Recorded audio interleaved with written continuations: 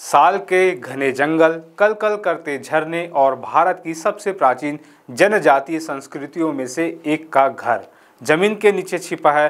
अरबों का खनिज, लोहा, कोयला, बॉक्साइट देखने में किसी स्वर्ग जैसा लगता है, लेकिन इसी स्वर्ग की गोद में पिछले 40 सालों से एक ऐसा नर्क धधक रहा है जिसने हजारों जानें ले ली है। ये भारत का सबसे लंबा और सबसे खूनी आंतरिक संघर्ष है, नक्सलवाद।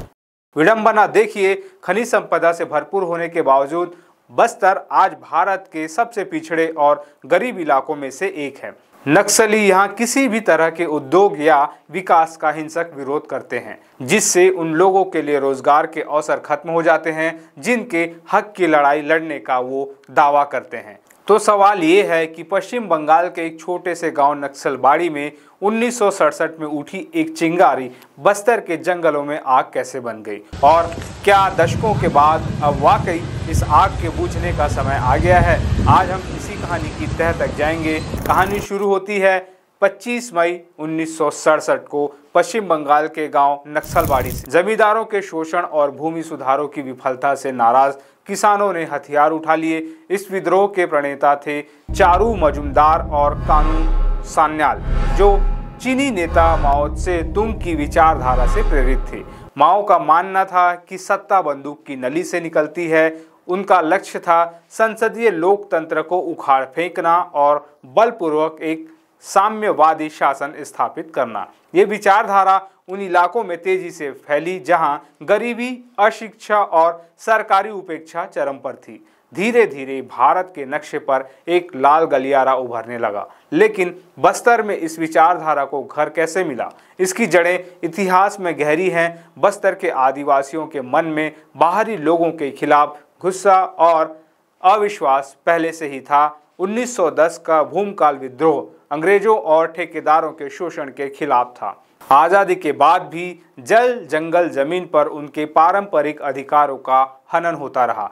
सरकारी तंत्र की उदासीनता और विकास की कमी ने एक गवर्नेंस वैक्यूम यानी शासन का खालीपन पैदा कर दिया। जब बंगाल और आंध्र प्रदेश में नक्सलियों पर दबाव बढ़ा तो उन्होंने बस्तर के इन्हीं घने दुर्गम जंगलों में पनाह ली। यहाँ उन्हें सरकार से नाराज एक ऐसा समाज मिला जिसे बरगलाना आसान था। उन्होंने आदिवासियों के गुस्से को अपनी क्रांति की आग में ईंधन की तरह इस्तेमाल किया। उन्होंने अपनी जनताना सरकार बनाई, जन अदालतें लगाई और एक समानांतर शासन व्यवस्था खड़ी कर दी।